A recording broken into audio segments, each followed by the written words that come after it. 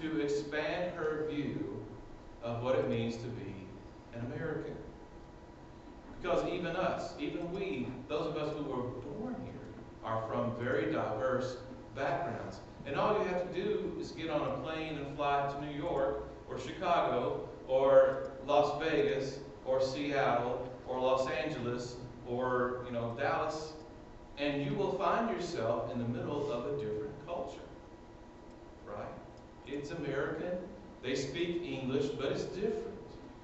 I saw, get these emails every day from Shirtwood, which always has these clever T-shirts. Some of you, hip cool people know what that's all about. But it had like the soda pop states, the map of the United States by cola. It's called the Cola Civil Wars of the United States. And like up here it says, pop, and over here it says like soda, and like down here in the South everything's a Coke, right? That just speaks to the fact that we have different cultural differences here, even within the United States. There is no one type of American, right? So we come to our passage from Isaiah 49. And I think that one of the things that is addressed here in Isaiah 49 is this question: what does it mean to be the chosen people of God? There are two ways you might actually view this. Being the chosen people of God may mean that God loves you more than other people. That God loved Israel and Judah more than he loved the Assyrians or the Egyptians or the Persians or, the Greeks. And therefore he chose them to the exclusion of everybody else. That's one way to approach it, but I think that would be wrong.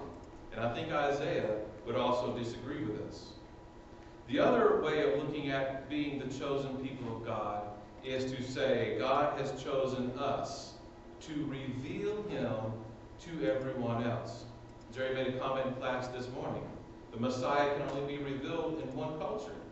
But then we take that message of that Messiah and we expand it to all cultures, to all people throughout the world.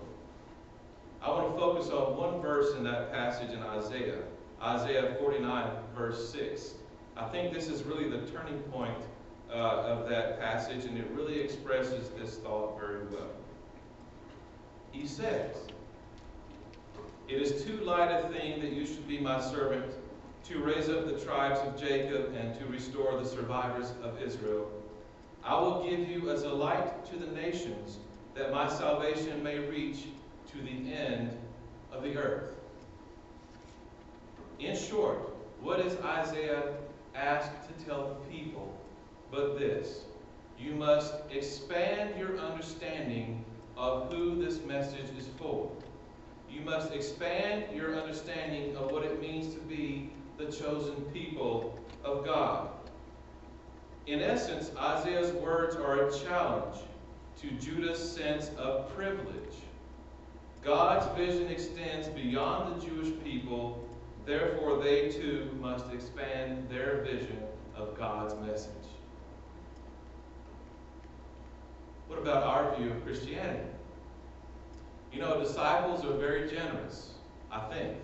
And in any of our churches, you'll find just a wide variety of people who come from various economic backgrounds, various theological backgrounds, various philosophical mindsets, and so on. Our views have expanded much further than that of many other religious groups. But are there still some children of God that we have not fully embraced within our denomination? That's a question mark at the end of that, right? Are there children? And the answer is yes. And it is our time to expand that vision to include all of the people who call upon the name of the Lord, including the gay and the lesbian children of God who have been left out of many others, the poor, the needy, the outcast, the homeless. All those people who are God's people, we welcome, but not all of our churches do, and we have to work on that one. how about our view of our congregation? We are open, and there's no doubt about that. All you got to do is look around this room. I know that we don't have 1,000 people in here, but we have such a wide variety of people in here. I think it's very encouraging. As we have made it our vision statement to be Marietta's leader in local mission and multicultural worship by 2015, we are, in some ways, very well along that path. Although there's much, much more that we can do.